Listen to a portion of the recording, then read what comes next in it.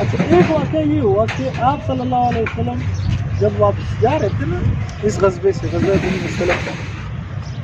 تو اما عائشہ قضاء حاجت کے لیے جنگل کی طرف دور گئی ہوئی، جنگل سے مراد صحرا کی طرف گئی، تب تو اس طرح کے باتھ روم وغیرہ نہیں تھے، تو وہاں ان سے ایک ہار پہنا ہوا تھا، وہ گر گیا، وہ اس کو ڈھونڈنے میں کافی وقت لگ گیا انہیں، اور یہاں صحابہ سمجھے کہ وہ آ گئی اور ڈولی میں بیٹھ گئی، اس وقت اس کو کیا بولتے ہیں، ڈولی کجاوا اس کو کہہ سکتے، کیا کہہ سکتے ہیں اردو میں اس کو کیا اور لفظ ایسا ہوتا ہے نا جس میں عورتیں بیٹھتی پھر اس کو مرد حضرات اٹھاتے، ڈولی بولتے ہیں۔ تو آپ رضی اللہ تعالیٰ عنہ کی کو جو وزن تھا وہ بھی بہت کم تھا، تو صحابہ سمجھے کہ وہ آ گئی ہے، بیٹھ گئی، سب صحابہ روانہ ہو گئے۔ تو آپ صلی اللہ علیہ وسلم کی عادت تھی، دیکھو یہاں سے بھی پلاننگ، کہ کچھ صحابہ کو آگے بھیج دیتے اور کچھ کو پیچھے، لشکر کے کچھ آگے ہوتے تھے کہ آپ وہ علاقہ دیکھ لے، جگہ دیکھ لے، کوئی خطرہ تو نہیں، اور کچھ پیچھے ہوتے تھے کہ کوئی سامان وغیرہ رہ گیا، کوئی مسئلہ ہو گیا تو اٹھانا۔ اسی طرح حضرت صفوان رضی اللہ تعالیٰ عنہ کی آپ صلی اللہ علیہ وسلم نے ڈیوٹی لگائی تھی کہ آپ نے قافلے کے پیچھے آنا ہے، تو وہ قافلے سے پیچھے آ رہے تھے، تو اما عائشہ جب قضاء حاجت سے فارغ ہوئی، جب آ گئی دیکھا کہ قافلہ چلا گیا،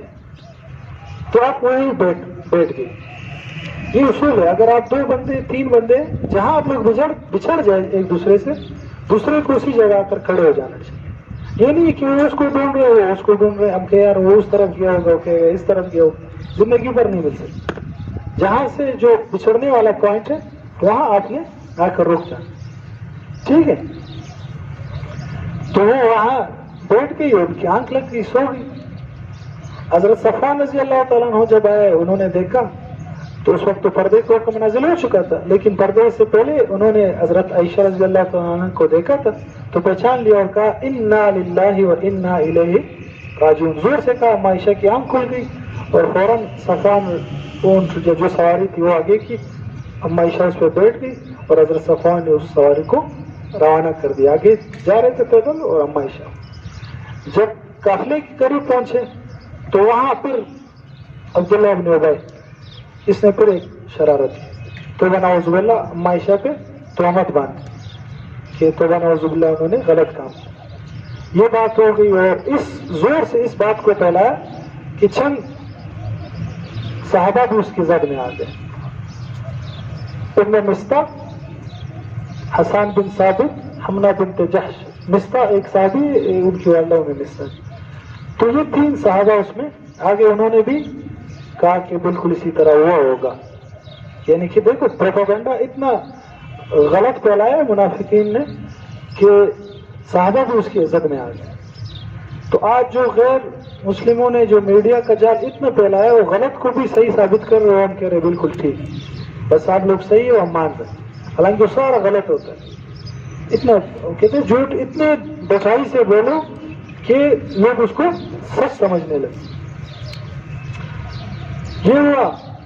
قافلہ پہنچ گیا مدینہ، آپ صلی اللہ علیہ وسلم کو جب اس بات خبر ہوئی کہ اما عائشہ پہ تہمت لگائی گئی ہے، تو آپ بہت رنجیدہ ہو گئے، غمزدہ ہو گئے، اور صحابہ سے مشورہ کرنے لگے کہ یہ کیا انہوں نے بات کی ہے، اور صحابہ نے کہا کہ اما عائشہ تو ہم نے دیکھا ہے پاکیزہ عورت ہے۔ کافی صحابہ نے، ایک صحابی نے کہا کہ آپ کے لیے عورتوں کی کمی نہیں ہے، اگر آپ کے دل میں آ رہے تو آپ چھوڑ دیں انہیں۔ ایک ساتھ مطلب مختلف لوگوں نے مختلف رائے دی، اکثر کی رائے یہ تھی کہ اما عائشہ ایسا نہیں کر سکتی، لیکن آپ صلی اللہ علیہ وسلم پھر بھی، اور دل آپ صلی اللہ علیہ وسلم کا ہی تھا کہ ایسا ہو نہیں سکتا، لیکن یہ افواہ اور پروپیگنڈا اتنا تھا کہ بہت خطرناک ایک چال انہوں نے کی۔ اچھا اما عائشہ ان کو اس بات کی خبر ہی نہیں تھی، وہ جب واپس ہو گئی تو بیمار ہو گئی، وہاں 1 مہینے تک وہ بیمار تھے، اس کو کچھ پتہ ہی نہیں تھا۔ ایک دن وہ ام مصطح رضی اللہ تعالیٰ عنہ کے والدہ کے ساتھ قضاء حاجت کے لیے باہر جا رہی تھی یا پانی کے لیے کچھ، تو ام مصطح کے پاؤں کو ٹھوکر لگی اور وہ ایسے گرنے کی قریب ہو گئی، تو انہوں نے مصطح کو بدوا دی کہ ہلاک ہو جائے مصطح، اما عائشہ نے کہا آپ اس کو کیسے بدوا دے رہے ہو؟ ایک تو صحابی، آپ صحابی کو کیوں بدوا دے رہے ہو؟ انہوں نے کہا آپ کو پتہ نہیں ہے کہ کیا بات؟ انہوں نے کہا یہ بات ہوئی، انہوں نے آپ پہ الزام لگایا۔ یہ جب بات انہوں نے سنی اسی وقت رونا شروع کر دیا اور گھر چلی گئی اور روتی رہی اور حضور سے اجازت مانگی۔ پھر حضور کا بھی ان کو رویے کا پتہ چل گیا کہ آپ کا رویہ جو 1 مہینے سے ایسا تھوڑا سا سرد ہے، تو اس وجہ سے میرے اوپر الزام لگا۔ آپ نے اجازت مانگی کہ میں اپنے والدین کے گھر چند دن کے لیے جاؤں گی، آپ صلی اللہ علیہ وسلم نے اجازت دے دی، تو وہ اپنے والدین کے گھر چلے گئے۔ حضرت عائشہ کس کی بیٹی ہے؟ ابوبکر صدیق رضی اللہ تعالیٰ کی بیٹی، یہ یاد ہونا چاہیے۔ اور جب وہاں گئی کچھ عرصہ وہاں رہی، تو آپ صلی اللہ علیہ وسلم جب وہاں گئے ابوبکر صدیق کے گھر میں، تو وہاں پھر اللہ پاک نے سورہ نور میں اما عائشہ کی برات کا فیصلہ سنا دیا کہ اما عائشہ بالکل پاک ہے، اور وہاں پھر یہ فیصلہ ہوا کہ جو کسی پر زنا کا تہمت لگائے تو اس کو 4 گواہ پیش کریں، اگر وہ 4 گواہ نہیں پیش کر سکے تو اس پہ پھر حد قذف لگے گی 80 کوڑے۔ جب وہ آیتیں نازل ہوئی تو آپ صلی اللہ علیہ وسلم مسجد نبوی میں گئے اور ابوبکر صدیق رضی اللہ تعالیٰ بھی خوش ہو گئے، انہوں نے کہا آپ اٹھ جائیں اور اپنے صاحب کا شکریہ ادا کریں۔ تو اما عائشہ نے کہا کہ تو اللہ پاک نے میرے بارے میں فیصلہ کیا، تو غصے میں تھی۔ خیر آپ صلی اللہ علیہ وسلم مسجد نبوی میں اور یہ آیتیں تمام صحابہ کو آپ نے سنائی۔ اما عائشہ کہتی کہ مجھے یقین تھا کہ میرے برات کا فیصلہ اللہ پاک سنائیں گے، لیکن مجھے اتنا علم نہیں تھا کہ اللہ پاک میرے بارے میں اتنی زیادہ آیتیں نازل فرمائیں۔ تو اما عائشہ کی پاکیزگی کی گواہی قرآن نے دی۔ تو جو شخص اما عائشہ کو توبہ نعوذ باللہ برا بلا کہتا ہے یا گالیاں دیتا ہے تو وہ اسلام سے خارج ہے، کیونکہ ڈائریکٹ قرآن کی وہ انکار کر، قرآن کہہ رہے ہو کہ پاکیزہ ہے اور وہ کہہ رہے کہ نہیں، تو قرآن کا جو انکار کرے تو کافر ہے۔ اور علماء کافر بناتے نہیں ہیں، کافر بتاتے ہیں۔ سر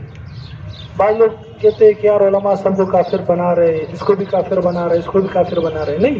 وہ بنا نہیں رہے، وہ پہلے سے کافر ہوتے۔